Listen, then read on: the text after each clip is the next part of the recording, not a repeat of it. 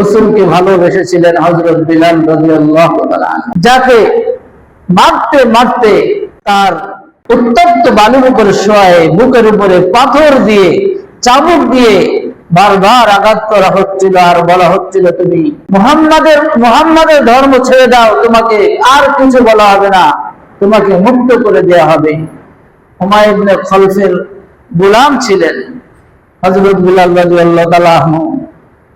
তিনি বলেছিলেন যে আমার জীবন বেড়ে যেতে পারে, আমি যে মুহাম্মদ রাসূলুল্লাহকে গ্রহণ করেছি, তার ধর্ম গ্রহণ করেছি, তার ধর্ম আমি একটা মুহূর্তের জন্য ছাড়তে রাজি না। বলেন সুবহানাল্লাহ। আলহামদুলিল্লাহ আলহামদুলিল্লাহি ওয়া কাফা ওয়া সালামুন আলা ইবাদিহিল্লাযীনা ইসতাফা আরসালাহু বিল হাক্কি বাশীরাও ওয়া নাযীরা وداعيا إلى الله بإذنه وسراجا وقمرا منيرا.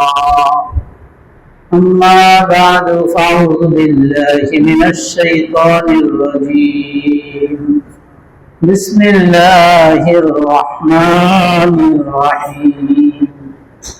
قل إن كنتم تحبون الله فاتبعوني يحببكم الله ويغفر لكم ذنوبكم والله غفور رحيم.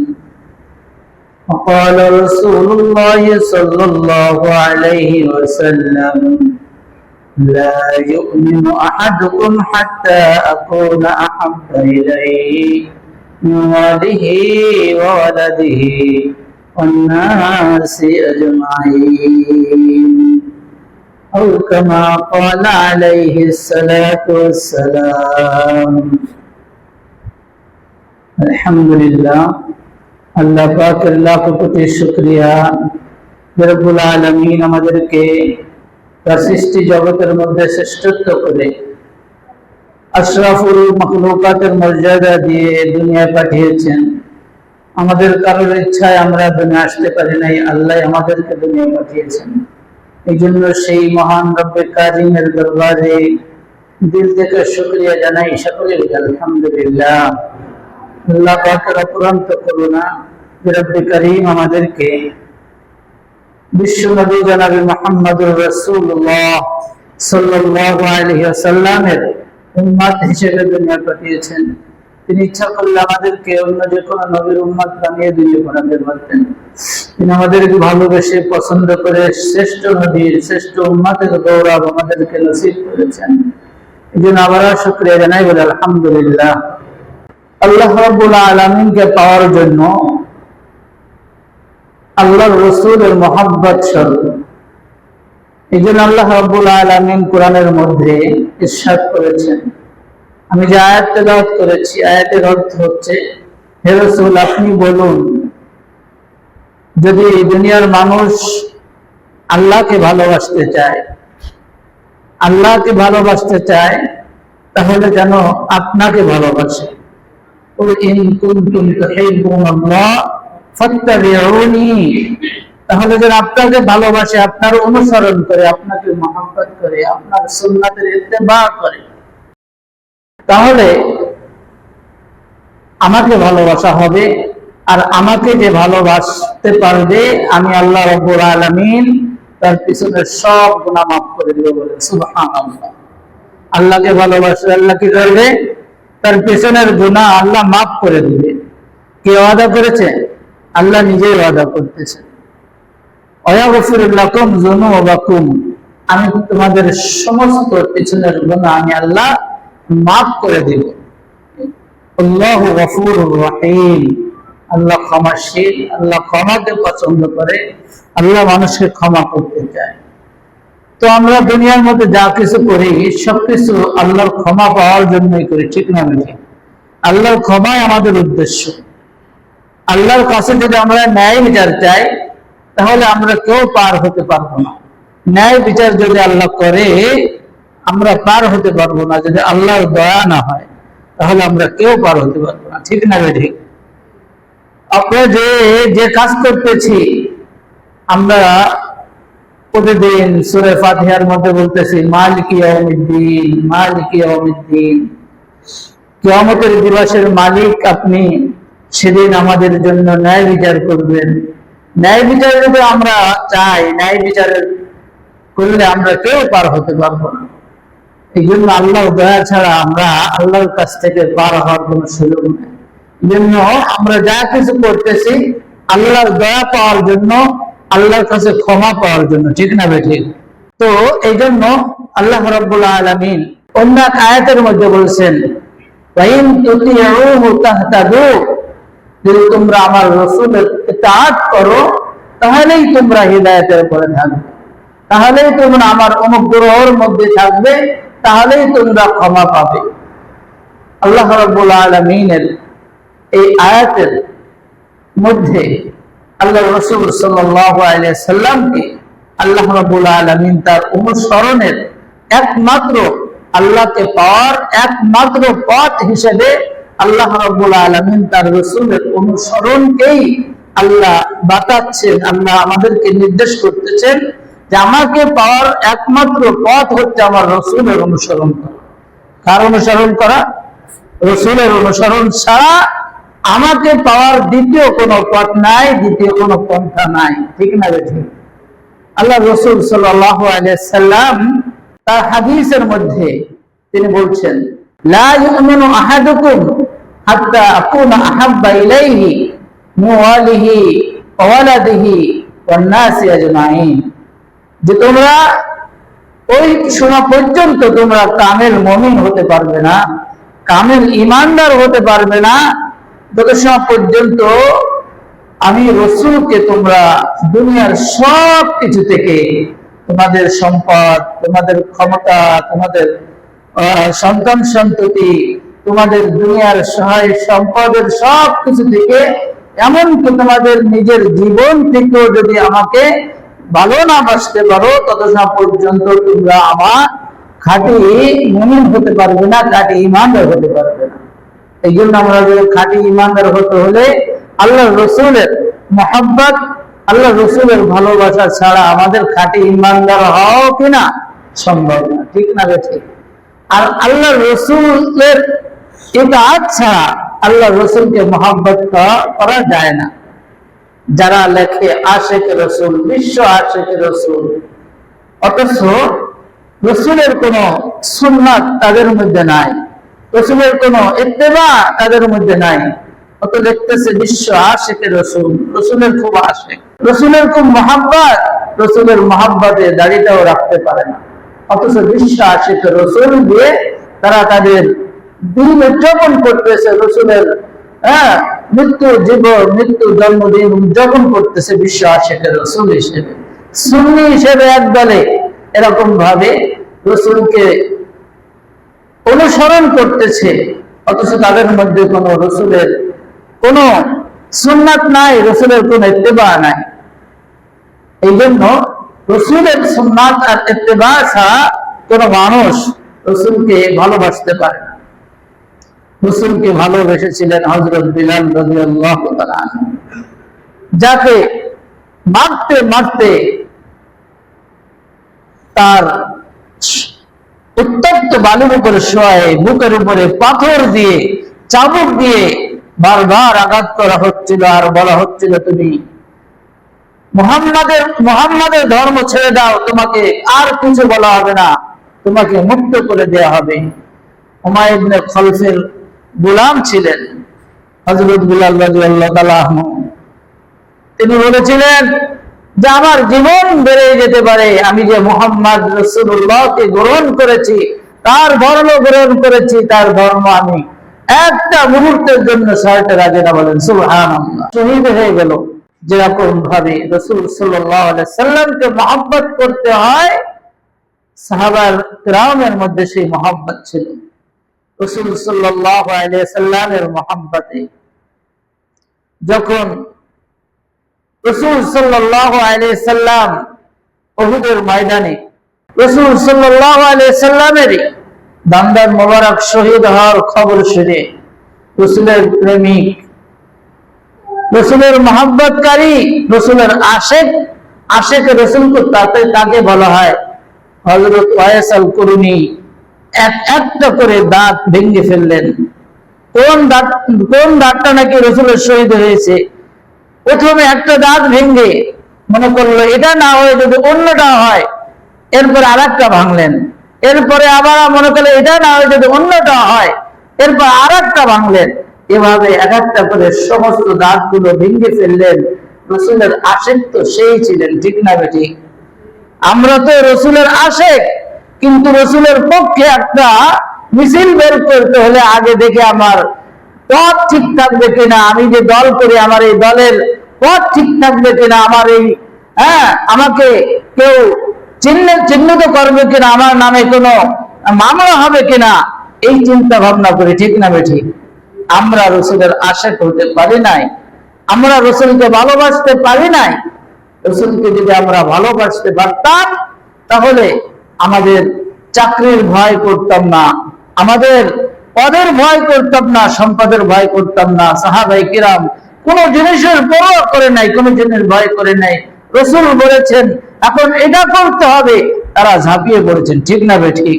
রসুল সাল্লাল্লাহু আলাইহি সাল্লাম যখন বলেছেন যে মক্কা থেকে মদিনায় হিজরত করতে হবে, তাদের সম্পদ, ঘর বাড়ি সবকিছু ছেলে তারা মক্কা থেকে মদিনায় চলে গেছেন, ঠিক না বেঠিক?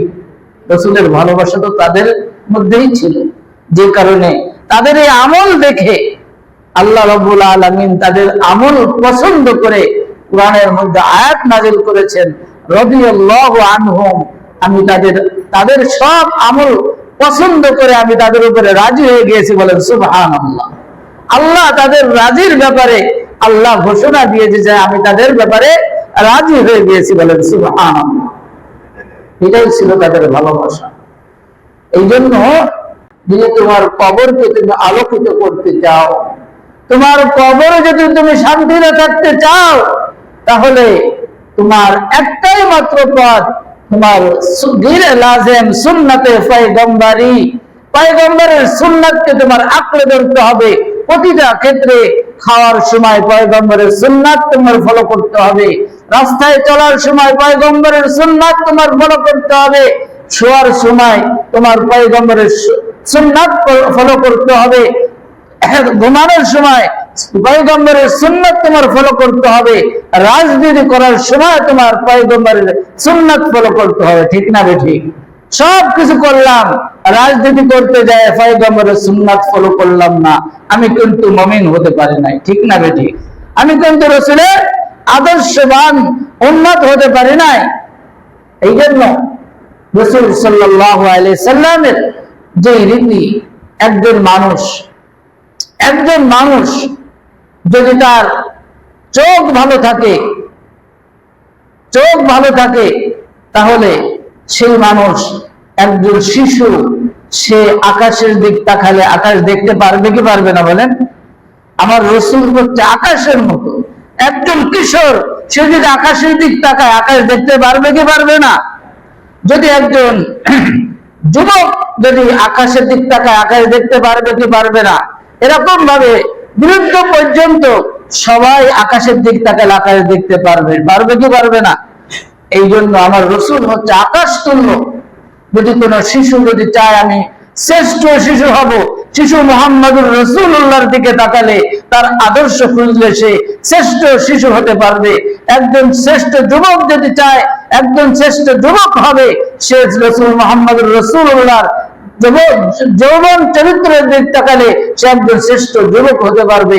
যদি কোনো রাষ্ট্রনায়ক যদি চায় আমি শ্রেষ্ঠ রাষ্ট্রনায়ক হব, মুহাম্মদুর রাসূলুল্লাহ সাল্লাল্লাহু আলাইহি সাল্লামের দিকে তাকালে সে একজন শ্রেষ্ঠ রাষ্ট্রনায়ক হতে পারবে, ঠিক না বেঠিক? রাসূল সাল্লাল্লাহু আলাইহি সাল্লামের কাছে সব আদর্শ বিদ্যমান। প্রত্যেকটা মানুষ, একজন মানুষ যদি শ্রেষ্ঠ শ্বশুর হতে চায়, সে রাসূলের দিক তাকালে রাসূলের শ্রেষ্ঠ, তিনি যে শ্বশুর ছিলেন তার দিকে তাকালে তার সে শ্রেষ্ঠ শ্বশুর হতে পারে। তো আমি বলতেছিলাম যে রাসূল সাল্লাল্লাহু আলাইহি সাল্লামের মহব্বত ছাড়া আল্লাহকে পাওয়া সম্ভব না। উহুদের ময়দানে যখন রাসূল সাল্লাল্লাহু আলাইহি সাল্লামের জানদান মোবারক শহীদ হয়ে যায়। এক পর্যায়ে রাসূল সাল্লাল্লাহু আলাইহি সাল্লাম বেহুশ হয়ে পড়ে গেলেন। তখন কাফেররা তারা পতাকা উড়িয়ে দিয়ে খবর জানাই দিল মুহাম্মদ দুনিয়ায় নাই। এই খবর যখন ছড়িয়ে পড়ল, রাসূল সাল্লাল্লাহু আলাইহি সাল্লামের এক সাহাবী হানজালা রাদিয়াল্লাহু তাআলা আনহু, তিনি বাসসজ্জা ছিল তার ওই রাত্রে, তিনি গোসল করার সময় পান নাই। যখন তার কানে এই আওয়াজ আসছে মুহাম্মদ রাসূলুল্লাহ সাল্লাল্লাহু আলাইহি সাল্লাম দুনিয়ায় নাই, এই খবর আসার সঙ্গে সঙ্গে তিনি তরবারি নিয়ে বের হয়ে চলে গেলেন। গোসল করার সময় পান নাই, রাসূলের মহব্বতে আর তিনি বসে থাকতে পারেন নাই। যুদ্ধ করতে করতে এক পর্যায়ে তিনি শহীদ হয়ে গেলেন। শহীদের লাশ একত্রিত করার পরে শহীদের লাশ যেহেতু গোসল ছাড়াই দাফন দেওয়া হয়, হযরত হানজালা রাদিয়াল্লাহু তাআলা আনহু তার লাশকে একই ভাবে দাফনের জন্য একত্রিত করা হলো।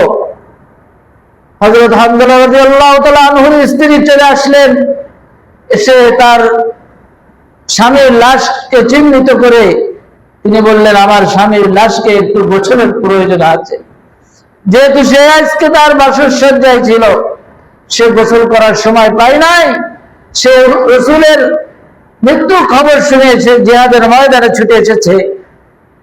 রাসূল সাল্লাল্লাহু আলাইহি সাল্লাম হুঁশ হয়ে যখন সমস্ত শুহাদায়ে উহুদের লাশদেরকে একত্রিত করতেছেন, সবাইকে দাফন দেওয়ার জন্য প্রস্তুতি নেওয়া হচ্ছে, আল্লাহ রাসূল সাল্লাল্লাহু আলাইহি সাল্লামের কাছে জিবরাইল এসে হাজির হয়ে বলতেছেন, ইয়া রাসূলুল্লাহ, ইয়া হাবিবাল্লাহ, যে হানজালা আপনার মহব্বতে বাসসজ্জায় যে গোসল করার সুযোগ পায় নাই, আপনার মহব্বতে চলে এসেছে, ওই হানজালার গোসল তো দুনিয়ার পানি দিয়ে করাবে না আল্লাহ, আল্লাহ তাকে জান্নাতের পানি দিয়ে গোসল করাতে বলেন। সুবহানাল্লাহ। এই খবর শুনে এক সাহাবী দৌড়ে হযরত হানজালা রাদিয়াল্লাহু তাআলা আনহুর লাশের পাশে গেলেন, যাই দেখতেছেন যে সত্যি মাথা থেকে টপ টপ করে পানি পড়তেছে। বলেন সুবহানাল্লাহ। কেমন ভালোবাসা, কেমন মহব্বত ছিল তাদের। আজকে আমরা একটা ক্ষমতার জন্য, সম্পদের জন্য আমরা রাসূলকে ভালোবাসতে পারি না, ঠিক না বেঠিক? কে কি বলবে? এমন ভালোবাসা ছিল সাহাবায়ে কেরামের, যে ভালোবাসার পরিচয় দিয়ে আল্লাহর কাছ থেকে তারা জান্নাতের খবর শুনেছে, জান্নাতের পানি দিয়ে তাদেরকে গোসল করানো হয়েছে, ঠিক না বেঠিক?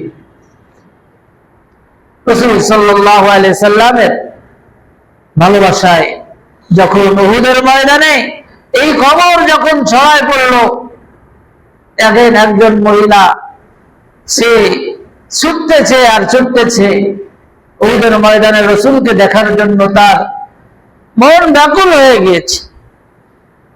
আসতেছে, প্রতিমধ্যে এসে শুনতেছে তোমার স্বামী উহুদের যুদ্ধে শহীদ হয়ে গিয়েছে। মহিলার কানে কেমন যেন কোনো আওয়াজই যায় নাই, সে ছুটতেছে। তার কিছুদূর সামনে যে বলতে তোমার ছেলেও শহীদ হয়ে গিয়েছে, আবার সামনে যে বলতে তোমার বাবাও শহীদ হয়ে গিয়েছে। যে তার বাবা শহীদ হয়েছে, তার স্বামী শহীদ হয়েছে, তার ছেলে শহীদ হয়েছে, তিনজন শহীদের খবর শোনার পরেও তার মনের মধ্যে কোনো ব্যথা নাই। সে বলতেছে, আমি তো তোমার কাছে এই খবর শুনতে চাই নাই, আমি শুনতে চাই, বলো আমার নবী কেমন আছে। বলেন সুবহানাল্লাহ। আমার ছেলে শহীদ হয়েছে, আমার স্বামী শহীদ হয়েছে, আমার বাবা শহীদ হয়েছে, এতে কোনো দুঃখ নাই। আমি যদি আমার রাসূলকে সুস্থ পাই, তাকে যদি জীবিত পাই, এটাই আমার মনের সান্ত্বনা। বলেন সুবহানাল্লাহ। কেমন মহব্বত ছিল তাদের। এই জন্য রাসূলকে ভালোবাসতে হলে রাসূলের আদর্শে আমার জীবন গড়তে হবে, রাসূলের আদর্শ দিয়ে আমার বাইরকে সাজাতে হবে, আমার ভিতরকেও সাজাতে হবে, ঠিক না বেঠিক? আমরা রাসূলকে মহব্বত করি, রাসূলের মহব্বতে দাড়িটা রাখতেও পারি না, ঠিক না বেঠিক? দাড়ি রাখাটা রাসূল সাল্লাল্লাহু আলাইহি সাল্লামের বড় সুন্নাত।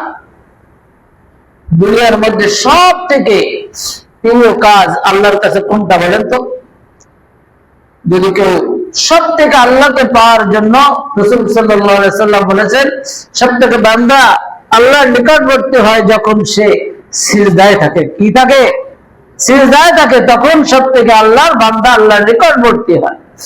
তো যদি কেউ কোনো মানুষ সিজদা অবস্থায় একটা সিজদা করে, এই একটা সিজদা যদি কেউ কাবা শরীফে করে 1,00,000 সিজদার সওয়াব পায়। 1,00,000 সিজদার সওয়াব, 1,00,000 সিজদার সওয়াব এই মসজিদে একটা সিজদা করলে। আর কাবা শরীফে যদি কেউ একটা সিজদা করে, তাহলে কয়টা সিজদার সওয়াব? 1,00,000 সিজদার সওয়াব পায়। আর ওই 1,00,000 সিজদা যদি সে লাইলাতুল কদরে করে, তাহলে কত সওয়াব, কত সিজদার সওয়াব পায় বলেন? অসংখ্য সিজদার সওয়াব। এই অবস্থায় কোন ব্যক্তি যদি কাবা শরীফে লাইলাতুল কদরে সিজদারত অবস্থায় থাকে, তারপরে যদি তার দাড়ি কাটা থাকে, তারপরেও তার গুনাহ হতে থাকে। এত নিকটবর্তী সময়ের মধ্যেও তার গুনাহ হতে থাকে, 24 ঘন্টা তার গুনাহ হতে থাকে। দাড়ি কাটা এত বড় অপরাধ, এত নিকটবর্তী থাকা অবস্থায়ও তার কি হতে থাকে? গুনাহ হতে থাকে। এই জন্য কবি বলছেন, তু কুজাওয়া সুন্নতে আহমদ কুজা বা মুহাম্মদ কাইশাওয়াদ নিসবতুরা। দুনিয়ার কোন মানুষ তার যখন পরিচয় দেয়, যেমন পুলিশের একটা পরিচয় আছে, তার পোশাক পরলে তাকে বোঝা যায় সে পুলিশ, ঠিক না ঠিক? আর্মির পোশাক আছে, দেখলে বোঝা যায় সে আর্মি। এবার এইভাবে যারা বিভিন্ন স্কুলের পোশাক আছে, দেখলে বোঝা যায় ওই স্কুলের ছাত্র ছাত্রী। আমি যে মুহাম্মদুর রাসূলুল্লাহর উম্মত, আমাকে দেখলে যদি না বোঝা যায়, তাহলে আমি কিসের মুসলমান, কিসের উম্মত? তো কুজাওয়া সুন্নতে আহমদ কুজা বা মুহাম্মদ কাইশাওয়াদ নিসবতুরা। কবি বলতেছেন, তুমি কোথায় আর মুহাম্মদুর রাসূলুল্লাহর সুন্নাত কোথায়? তোমার সঙ্গে আর মুহাম্মদুর রাসূলুল্লাহর সঙ্গে তো কোনো মিল পাওয়া যায় না। তুমি তো মুহাম্মদুর রাসূলুল্লাহর আশিক রাসূল বলে দাবি করতেছো, তুমি যে মুহাম্মদুর রাসূলুল্লাহর উম্মত হিসেবে দাবি করতেছো, তোমার মধ্যে তার মধ্যে তো কোনো মিল পাওয়া যায় না। তুমি কিসের উম্মত? এই জন্য রসুলকে মহব্বত করতে হলে রসুলকে মহব্বত করার মতো করতে হবে। রসুলকে মহব্বত করা ছাড়া কোনো উপায় নাই আল্লাহকে পাওয়ার, দ্বিতীয় কোনো রাস্তা নাই। আল্লাহকে পাইতে হলে রসুলকে মহব্বত করতে হবে, রসুলের আদর্শ মানতে হবে। তার জন্য যদি আমার জীবনে চলে যায়, তার জন্য যদি আমার পদ পদবি চলে যায়, যাইতে পারে, কিন্তু রসুলকে ছাড়া আপনি আল্লাহর কাছে প্রিয় হতে পারবেন না। আল্লাহর কাছে আপনার কোনো দাম নাই, আপনার কোনো গ্রহণযোগ্যতা নাই। এই জন্য আল্লাহ বলছেন, কুল ইন কুনতুম তুহিব্বুনাল্লাহ ফাত্তাবিউনি ইউহিব্বুকুমুল্লাহ। যদি তোমরা আমাকে ভালোবাসতে চাও, তাহলে আমার রসুলের ইত্তেবা করো, আমার রসুলের অনুসরণ করো, আমার রসুলকে ভালোবাসো, তাহলে আমি আল্লাহকে ভালোবাসা হবে। আর আমি আল্লাহকে ভালোবাসতে পারলে আমি আল্লাহ রাব্বুল আলামিন ওয়াদা করতেছি, তোমাদের পিছনের সব গুনাহ আমি আল্লাহ মাফ করে দিব। এই জন্য আল্লাহর কাছে মাফ পাওয়া ছাড়া আমাদের হিসাব কিতাব দিয়ে, আমল দিয়ে জান্নাতে যাওয়ার কোনো সুযোগ নাই, জান্নাতে যাওয়ার কোনো ব্যবস্থা নাই। আল্লাহর কাছে ক্ষমা, আল্লাহর কাছ থেকে দয়া নিয়ে যদি আমরা জান্নাতে যাইতে পারি, এছাড়া আমাদের আর কোনো উপায় নাই, ঠিক না বেটি? এই জন্য রসুলকে মহব্বত করতে হলে মহব্বত করার মতো করতে হবে, যারা সাহাবায়ে কিরাম মহব্বত করেছে। এভাবে এক যুদ্ধে এক সাহাবীকে কাফেররা ধরে নিয়ে গিয়েছে। নেওয়ার পরে তাকে শুলে চড়ানো হবে। শুলে চড়ানোর আগে বলতেছে, যে তোমাকে এই শুনে চড়ানো হবে একটু পরে, তুমি যদি একটা কথা বলো তাহলে তোমাকে ছেড়ে দেওয়া হবে, মুক্তি দেওয়া হবে। কি বলতে হবে? যে তোমার এই জায়গায় মোহাম্মদকে শুনে চড়ানো হোক, এই কথাটুকু শুধু তুমি মেনে নাও, স্বীকার করো, তাহলে তোমাকে মুক্তি দেওয়া হবে। সাহাবা বলতেছে, হে কাফেররা, এই কাফেরের লিডাররা, শুনে রাখো, আমার জায়গায় মোহাম্মদকে শুনে দেওয়ার তো দূরের কথা, মোহাম্মদের গায়ে এই শুল ফুটুক এটা তো দূরের কথা, মোহাম্মদের গায়ে একটু কাটার এঁচড় লাগুক, কাটা ফুটুক, এটাও আমি বরদাস্ত করি না, আমার জীবন বেড়ে গেল আমি এটাও সহ্য করতে পারবো না। বলেন সুবহানাল্লাহ। কেমন মহব্বত ছিল তাদের, তাদের জীবন চলে যাচ্ছে কিন্তু রসুলকে একটু কাটা ফুটানো এটাও তারা মেনে নেননি। অথচ আজকে মুসলমান আমরা আমাদের সামনে সেই রসুলের চরিত্র নিয়ে, সেই রসুলের চরিত্রের উপরে কালিমার দাগ ফেলানো হচ্ছে, সেই রসুলের চরিত্র নিয়ে বিভিন্ন সময় বিভিন্ন কথা উঠতেছে, আমরা ঘুমায় আছি, আমরা হচ্ছে রসুলের উম্মতের দাবি করতেছি। আল্লাহ বলেছেন, তোমরা সেই রসুলের অনুসরণ করো তাহলেই তোমরা হিদায়াত পাবে, আর সেই রসুলের অনুসরণ ছাড়া তোমরা কখনো নাজাত পাবে না, আমি আল্লাহকে পাবে না। এই জন্য যদি আল্লাহকে পাইতে হয় তাহলে সেই রসুলের অনুসরণ করা ছাড়া দ্বিতীয় কোনো রাস্তা নাই। এই জন্য আমরা সবাই রাজি আছি না ইনশাআল্লাহ? আল্লাহ রসুলের মহব্বতে আমরা আমাদের খানা খাওয়ার সময় আল্লাহ রসুলের মহব্বতে আল্লাহ রসুলের সুন্নাত গুলো আমরা অনুসরণ করব। আমরা ঘুমানোর সময় আল্লাহ রসুলের মহব্বতে আল্লাহ রসুলের ওই সুন্নাত গুলো অনুসরণ করব। ঘুম থেকে ওঠার সময় আল্লাহ রসুলের মহব্বতে আল্লাহ রসুলের সুন্নাত গুলো অনুসরণ করব। যদি না জানি, জেনে জেনে মানুষের কাছ থেকে, যারা জানে তাদের কাছ থেকে জেনে আমরা এগুলো আমল করার চেষ্টা করব। আমাদের প্রতিটি মুহূর্তে রসুলের এই সুন্নাত গুলো বেছে বেছে যদি আমরা আমল করতে পারি তাহলে রসুল খুশি হবে। আল্লাহ রসুল সাল্লাল্লাহু আলাইহি সাল্লাম বলেছেন, প্রতিদিন যদি কোনো বান্দা, কোনো উম্মত যদি 10 বার করে সকাল সন্ধ্যা 10 বার আমার কি করে, আমার দুরূদ পড়ে, আমি রসুল তার জন্য সুপারিশ করবো। বলেন সুবহানাল্লাহ। এভাবে ছোট ছোট আমল আছে যেগুলো সামান্য সময় আমরা এগুলো বেছে বেছে ছোট ছোট আমল আমরা এগুলো করব, তো আল্লাহ রসুলের সুপারিশ আমাদের হবে। আর আল্লাহ রসুলের সুপারিশ ছাড়া জান্নাতে যাওয়ার কোনো বিকল্প কোনো পথ নাই। এই জন্য আল্লাহ রাব্বুল আলামিন আমাদের সকলকে রসুলের সেই সুন্নাত গুলো মেনে আমাদের জীবনকে রসুলের সুন্নাত দিয়ে সাজিয়ে যেন আমরা আমাদের জীবনকে শেষ মুহূর্ত পর্যন্ত আমাদের জীবনকে কাটাতে পারি। আল্লাহ আমাদের সকলকে সেই তৌফিক দান করুন। আমিন। আখির দাওয়ানা আলহামদুলিল্লাহি রাব্বিল আলামিন। আসসালামু আলাইকুম ওয়া রাহমাতুল্লাহি ওয়া বারাকাতুহু।